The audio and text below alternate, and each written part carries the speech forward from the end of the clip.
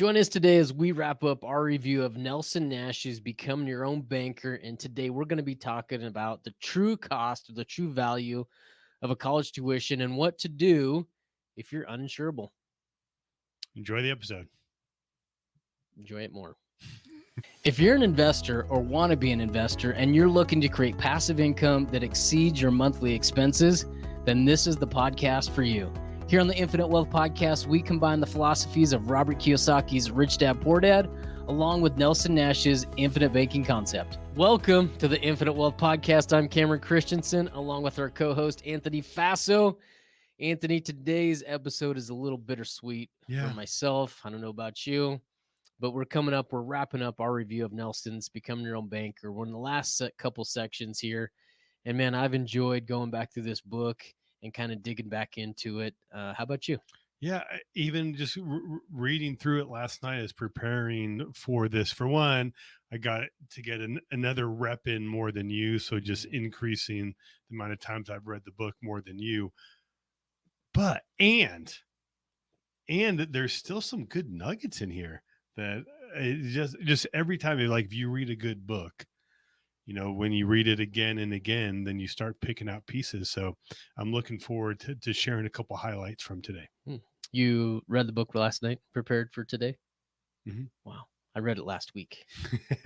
Dude, I saw you like an hour ago going through it. I lied. I prepared for it today. But today we're getting into Nelson's last two sections. Mm-hmm. One is it's called A Different Look at the Monetary Value of a College Degree.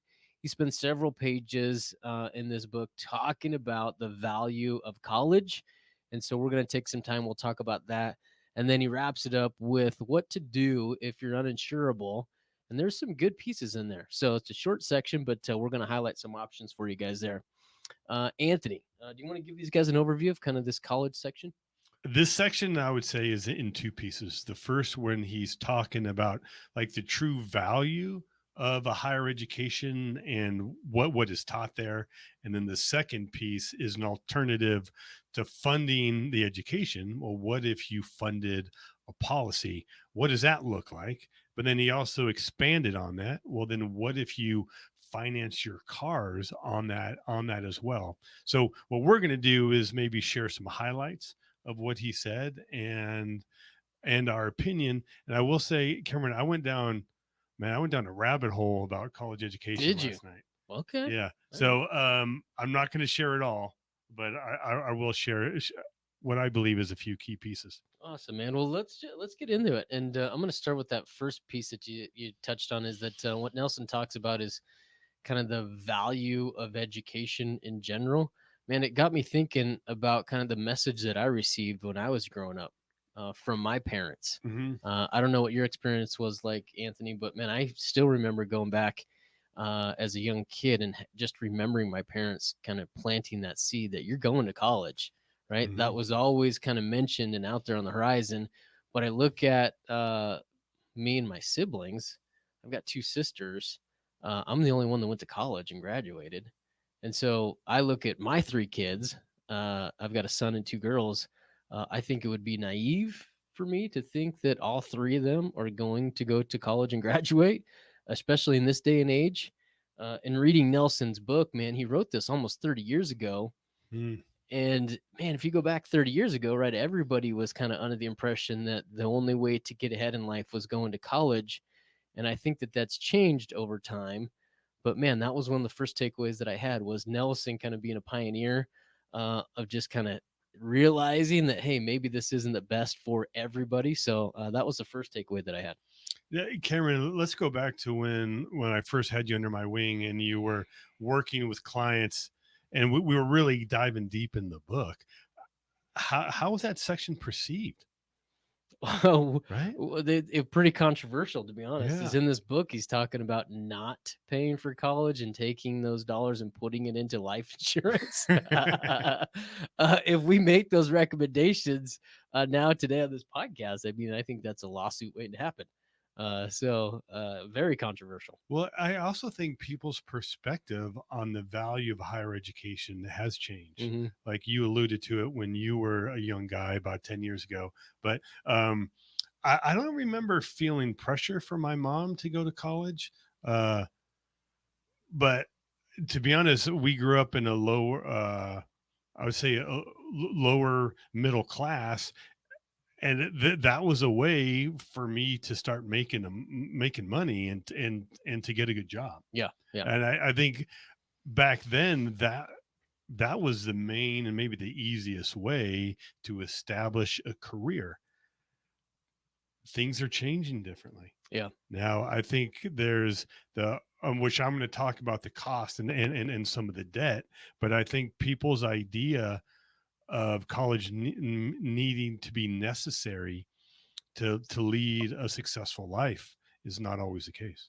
I would agree, and especially now today, just to reinforce that is, man, you look at the opportunities that are out there for somebody. The opportunities that we highlight on our podcast is there are a ton of courses, education opportunities for someone to go out there and self-educate and learn how to create a very good income for themselves as long as they're motivated. So again, I think that that's certainly faded.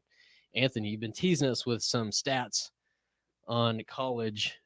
Man, share. You want to share? Divulge, You yeah. want some numbers? Yeah, yeah. Okay. Let's hear it. What I'm going to do for those watching it on, We're listening. yeah. Oh, Oh, this that's is perfect perfect. because this just covers your face. Let's see here. Okay. So I have a couple things here, and this is where I think what most people get to is what we're looking at here is this is the average salary in the U.S. by the highest level of education. I would say one thing I noticed when I was doing some research, many of these articles I felt were biased. I mean, for one, I was looking. This was I didn't want to use it because it was biased, but this was done by the government of just the value of going to college. And but this one, honestly, there is still some bias in here. But this is from Bankrate.com, and what it's simply listing is the average salary by different levels of education. And I think that this is what gets most people's attention, particularly parents, where this has the average high school diploma, so no higher education, but just high school, about $47,000 a year, and then a bachelor's degree, we're at 77. So as a parent looking at this, I mean, you're making $30,000 more. Mm-hmm. I think that that's why people are pushing their kids to go to go to college. But I think that there's more there is more to there is more to the story here. And what I want to share here is that there are some other things that we need to take into account. So what we're looking at here is the average cost of attendance. Now, fortunately or unfortunately, if I had two kids who have went through college, so I'm all too familiar with some of these uh, dollar amounts. But COA, the cost of attendance, that's taken into account not just the tuition, but all the fees, books, housing, and some potential travel. And there's a wide variety here, but for going in state, about 26, or if you're going to a private school, it's about 44, right? So who knows what the average in there, but let's just say the average of those two are about, say, 35,000. Now, what that means is we spent 35,000, which times four is $140,000, which is a lot of money.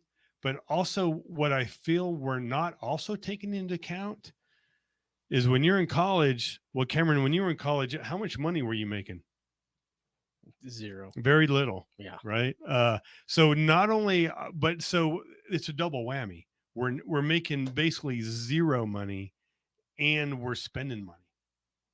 I mean, so this we're estimating the cost is $140,000, but we need to talk about the lost opportunity cost of if you didn't go to college and you got like a real job.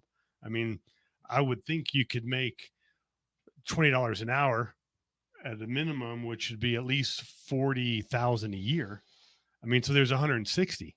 So really, there's a combine of almost $300,000 here of of of the difference. And another thing that I would like to, and well, to me, what I felt in summary here was they're talking about averages, Hmm. right?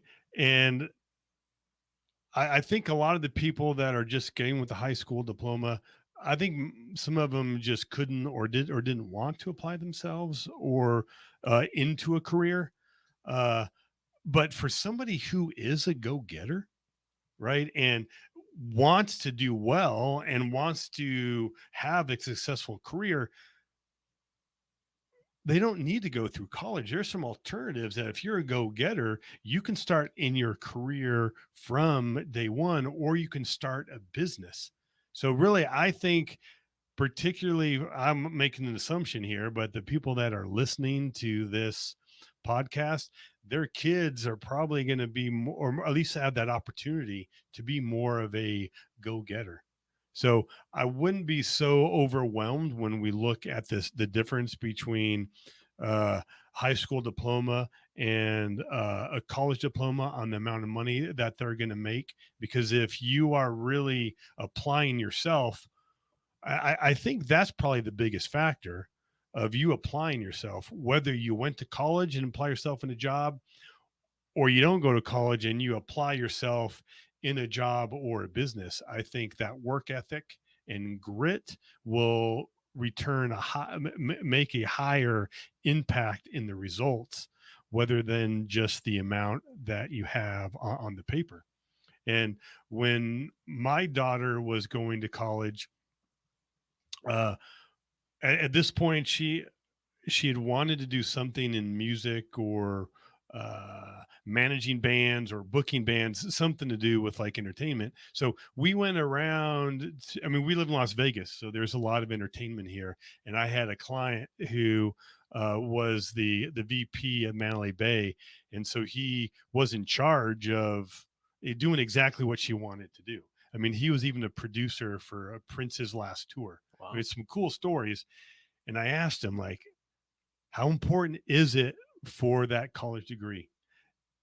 And at that point, he had said, it, it's just a check. And really, we know if somebody goes to college doesn't mean that they really know more, but it does mean that they've completed something. Mm. So for them, it was more of a test for them being able to complete, a complicated task, which that might cost you like 300 grand to complete that test. But what he had said, it didn't really matter what brand name it was on there, but that you had completed it. But also, I'm hearing more and more now, particularly even some of the governments and Tesla has done it, where they have removed the college degree requirement. A lot of times they're realizing that that really doesn't have as much value as people perceive. And I'm going to show one more number here, because this part I thought was very interesting. And what this is showing is, let me make sure I got the right one.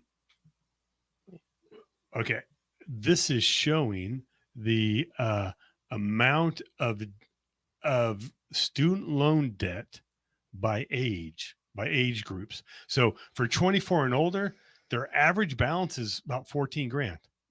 But what I thought was interesting, each time they go up about 10 to 15 years, the balance is going up. 35 to 49, 44,000. This is what I thought was interesting, but to be honest, also scary. 62 and older, Cameron, what is the average balance? 49,000. So almost 50 grand is the balance. So what that's showing to me is either two things. One, people aren't paying off their loans, or grandma and grandpa are co-signing Yeah. on their kids. And when they're looking at that average balance, because I've looked at some at some research, and it was saying, oh, the average loan balance per borrower was what I want to say was like about 29,000, 30 grand. Like that didn't sound that much, but they're not talking about grandma and grandpa. And so it really gets down to is what is that value? And I think we're going to bash higher education quite a bit. Uh, but one thing I want to note is it's one thing to bash it and you're talking about it. Uh, it's another thing when it's your child who's graduating high school and now you got to walk the walk. Do you like that's a big commitment of your child not going to college, and part of it is the stuff that we're learned or that we are taught, and it's difficult, I would say, in two reasons. For one, um just being real, when you're a junior or your child is a junior or a senior in high school, one of the things everybody's going to be asking, oh, what college are you going to? Hmm. What's next? Right. And even as a parent, like there is a little peer pressure. Oh, oh, your son's not going to college. Like they think that they think that something's wrong, Hmm. so I just want to just to be upfront. I had that same concern when my daughter was going to college, and then concern of what is she going to do if she doesn't go to college. And I think that that's the important piece, right? Is that what are they going to do? That they need to be pursuing education. The question is, what's the best place to do that? College is one way, and depending on what you're doing, that might be the best way. But if you want to be in business or want to do some other things, college may not be the best the best value for your dollars and also for your time. Hmm. So Cam, I just kind of did all my highlights right there. Yeah. So feel free, any comments, or just want to sit in awe, or if you want to share your take. Yeah, I want to argue with you. Is Argument, yeah, yeah, yeah. yeah. I would agree, right? And I think if somebody's been listening to the podcast, I agree with a lot of what Nelson says regarding college and the value of a college degree. Um, but I will say this, right? I made a comment earlier that I've got 3 kids. Whether they go or not is not up to me, to be honest. It's up to them. And so what I'm doing is I am putting them in a position to have that choice, right? The two choices that I'm communicating to them are A, we go to college, or B is you start a business. And if I were to be honest, is starting a business would be priority one in my opinion, and then college would Mm, be default. So mm, that's what the message that I'm sending my kids. I went to college, and I would say that there's a lot of valuable things that you can take away from it. And so um, that would be kind of the way that I want to say it. I'm not completely downgrading college, I guess is what I would say. But as far as the value of that degree, I think people are realizing that value is not quite where it used to be. So I wanted to make sure I communicated that. The other thing that I thought was interesting is that even now today, when my kids go to school, they're not in college; they're in middle school and then a freshman in high school. Is I think the education system is set up more so for rote memorization than actually thinking and learning from what I've seen. And that's my belief from going through college is that my push for my kids is to go in there and to ask good questions, right? That's what I tell them to do is to go in there and think about what somebody's telling you and ask good questions in response. Don't just take what somebody says to you just at face value. Is you got to do your own thinking. And one of the things that came up to me as I was thinking that through is for you guys out there, think about somebody that maybe you've asked them a question and they sat and thought about the response before they just gave you one right away. And what comes to my mind is an interview that I saw with Elon Musk a while ago, mm, where he was asked a question And he didn't respond right away. He sat there for what I would guess it felt like 2 minutes in silence before he gave a response. And to me, that you rarely see that in everyday or even in conversations with Mhm. people as far as kind of a thinker like that. And so, that idea, or the reason I'm bringing that up, is because I think the message that I would want to share is just to our kids is, man, we got to learn. You got to be able to learn, and you got to think for yourself, I guess, is kind of my takeaway there. And I had highlighted a piece that from the book that Nelson had talked about college. That when you're in college, you are trained Mm, instead of taught to think. great point. And that's exactly what it is that you're saying. They're trained to regurgitate Hmm. or to do what the professor thinks is correct. That's exactly on page 77. I highlighted this is Nelson's talking about the idea of learning, and he says unlearning is more difficult than learning. I highlighted that, and what I wrote in the notes was, what have you had to unlearn over your lifetime? As you go through school and you go, your parents teach you stuff throughout life. Is there's things that you come to a point you realize that maybe that's not the truth.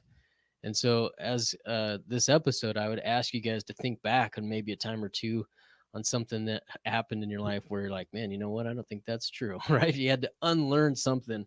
One of the best examples that I've seen of this is actually a video that was put out by Smarter Every Day. I think the guy's name is Dustin that does that. This is years ago, but they called it the backwards bicycle. Oh yeah, You yeah, remember that? Right. yeah, So the backwards bicycle was a great video. We'll share it. We'll put it in the show notes. If you guys haven't seen it, take the few minutes to go out and watch this. I think it's a 8-10 minute video. But what ends up happening is everybody learns to ride a bike when we're young kids, right?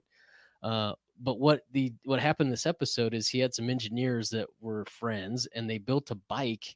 And what they did with the bike is that when you turned left, the wheel would turn right. So it was the opposite of what you had grown up, right? Learning. And so he talks about his experience of trying to learn how to ride this bike. And what he says is that doesn't matter who you are, you can't just get on this bike and just ride it. Is it takes a while to process and to think through this and how to learn how to ride this backwards bicycle. And so that's what the video is about. And then at the end, he circles back and says, hey, I learned how to ride it, and now I can't ride a normal bike, right? And so he talks about the process of learning versus unlearning. Really, really good episode. And yeah. so I would encourage you guys to go watch that video and then think about, maybe an example or two in your life that you've had to unlearn something. That was my takeaway. All right. Awesome, man. Let's move on. So now we have talked about college. Page 82, Nelson opens up and he says, what if I'm uninsurable? Man, we come across this, I wouldn't say a lot, but often over the course of a year as people are Mhm. looking to start policies. Anthony, what's a takeaway or two you got for this section? Well, what I would say with this one, I think I don't know. I didn't spend much time prepping for this. I Mm, mean, we've had some content about if I'm uninsurable, yeah, and most of the time, typically when we're designing a policy, the goal is to design it for cash value, right? Not not really death benefit. yeah, So if that's a goal, it doesn't really matter who we put the policy on because the cash value is still going to be the cash value. So if you're uninsurable, let's put it on a family member or a business partner, somebody that we have a relationship with. yeah, I mean, because we're going to be able to solve the cash value problem. Uh, but and this is why oftentimes when we meet with somebody, and typically we meet with one spouse, I will typically encourage them to start underwriting on both. For one, maybe we do a term on one or whole life on the other, but this gives us options on how to design it. But also, sometimes one person is not um, insurable, so we yeah. already have the other person already done or approved. What do you want to add, Cam? Same, right? Nelson opens up this section by saying, not everyone is blessed with perfect health. That's true. We've seen that time and time again. And reading this section is actually had three kind of takeaways. The first one being in this section, he talks about parents buying a policy on their child, Mm, and he references a policy on Jill, and he talks about the design. What I thought was interesting is he talks about a 50-50 design, meaning 50% of the total premium going to base premium and then 50% going to PUAs. So that got me thinking. And then I remembered back just a few pages earlier, at page 76, he presents a design where it's a 70-30 design, 30% base premium, 70 PUA. And then in the traditional kind of banking model that he starts out with on page 40, 40, 41, I think it's a 60-40 design. And mm, so he's shared three different, maybe four different designs over the course of this book for an illustration. And the takeaway I had there is, regardless of what people are saying out there online, is there's no right way to do it. Right. There's hmm kind of a range that is appropriate, but man, it's specific to the client. What's a good fit for them? So that was my first takeaway. The other takeaway that I had here in the bottom left of the page is he talks about taking money or income out of the policy. And what he touches on is he talks about surrendering up to basis and then switching to loans. So, what he means there is that when we're looking at an illustration or the life of a policy and we start taking income in retirement, uh, when you surrender up to basis, that means taking out what you put into it. And so you can do that. And that is a tax free event. So there's no taxation there. Once you get into your gains, then you're going to switch over into loans. And that's what he's referring to. So oftentimes you'll hear us, right? We're guilty of this, I would say, is saying that, hey, you can take tax free income out of it. Right. Specifically, there's a strategy to make sure that those distributions are tax free. And that's what he's referencing here. So, great point. I thought worth highlighting there. And then the last one that I thought was a great example is here he talks about the cash value on the child being greater than the death benefit on the dad. And so the dad's uninsurable. He's given an example of of starting a policy on a child, taking income, and then still having death benefit left over. It made me think of an example that I client a couple years ago that came in, and they had received an inheritance from the father's passing from a life insurance policy. And so the family had kind of a lump sum of trying to figure out what to do with it. And we looked at different funding options, whether we should hmm take that money, put it into a policy on the mom, or take that money and put it into a policy on the adult son. And as we were going through this process, is we noticed, right? I noticed that the cash value on the son after 20 years was actually greater than the death benefit on the mom after 20 years. And so I thought that was interesting, and certainly a case or a study of an example. What Nelson's alluding to is that it's not always best case scenario to put it just on the first generation, as you do want to hmm make sure you're looking at options there. So I thought that was worth highlighting as well. Well done. Thanks. Das, you got anything? Wrap this thing up? Well, I would say, let's talk about, I'm sure there's some parents on here is like, maybe they're starting to kind of piece some things together. Maybe college is not the answer, but we kind of don't know. Right. But either way, I do recommend that we do save for that education. So if we're not going to go to college, Cameron, what do you recommend parents to save, or even grandparents to save for their uh, children and grandchildren for education? In regards to the dollar amount or where to save it? Where? Well, yeah. My opinion, I've done the research. There's no place better than to save money in a properly designed insurance policy. Right. That's what I'm doing for my kids. And when I look at that, the dollars that I put in there are not pigeonholed for tuition. Right. I can use those dollars now today to start educating my kids on how money works, and they can go put that money to work and start creating income now today. Well, I don't have to wait till college age, nor do we have to wait to retirement age to access those dollars. So again, I've yet to find a better option than a properly designed whole life policy. Yeah, I would agree. In full disclosure, where I think most parents might be looking at a 529 plan, right? Obviously, there's pros and cons to both, but the biggest downside of 529 plan, as you'd mentioned, we're pigeonholed to how you're going to spend it. really don't know what junior is going to do after high school. Ideally, we need something where we have some options.